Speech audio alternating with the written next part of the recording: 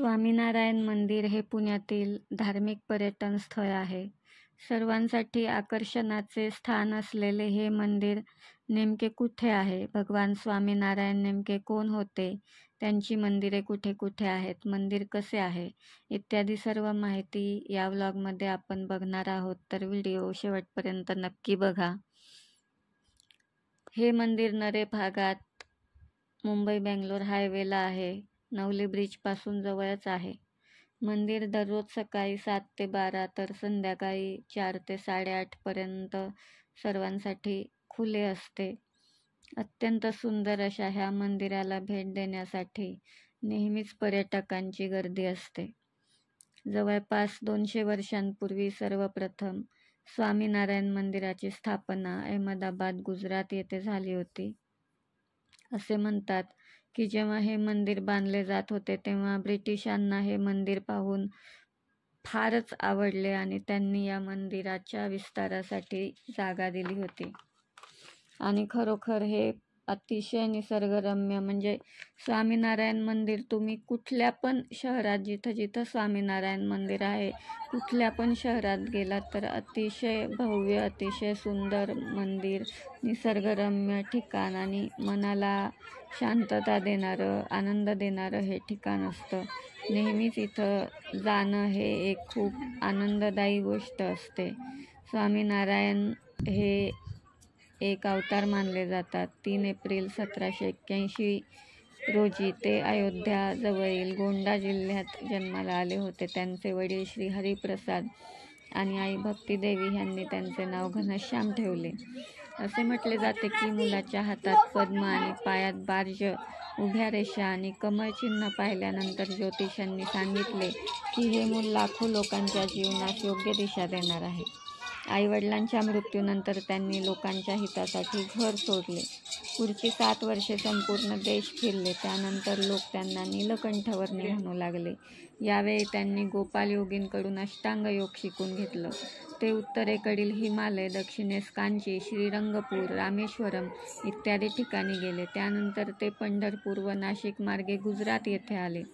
प्रदीर्घ साधनेच्या काळात भगवान स्वामीनाथन जी स्वतः नियमांचे काटेकोरपणे पालन करत होते. त्यांनी हिंसा, बलिप्रथा, सतीप्रथा, स्त्री हत्या, भूत, अडथळा या सर्व गोष्टी बंद केल्या होत्या. त्यांचे कार्यक्षेत्र मुळात गुजरातचे होते. जेव्हा नैसर्गिक आपत्ती आली तेव्हा ते भेदभाव न करता प्रत्येकाला मदत करत होते. त्यांचे हे सर्व कार्य बघून लोक त्यांना नारायणाचा अवतार मानू लागले.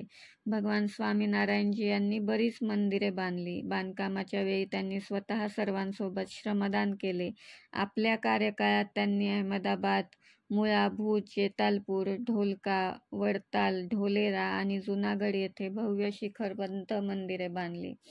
मंदिर 2 मजली आहे. वरती गणपती, घनश्याम महाराज, स्वामीनारायण, भगवान, राधाकृष्ण इत्यादी मूर्ती आहेत, तर खाली राम, सीता, संतांच्या मूर्ती आहेत. ज्ञानेश्वर महाराज, नामदेव महाराज, एकनाथ महाराज ह्यांच्या मूर्ती आहेत.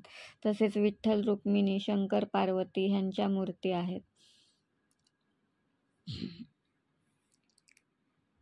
पुण्यातील हे मंदिर निसर्गरम्य वातावरणात आहे. गुलाबी रंगाच्या दगडापासून हे मंदिर तयार झाले. त्यावर सुंदर नक्षीकाम केलेले आहे. शिवाय यावर अनेक ऋषी आणि रामायण महाभारतातील अनेक व्यक्तींच्या मूर्ती कोरलेल्या आहेत. मंदिर परिसरात 2 व्हीलर पार्किंग, 4 व्हीलर पार्किंगची सोय आहे.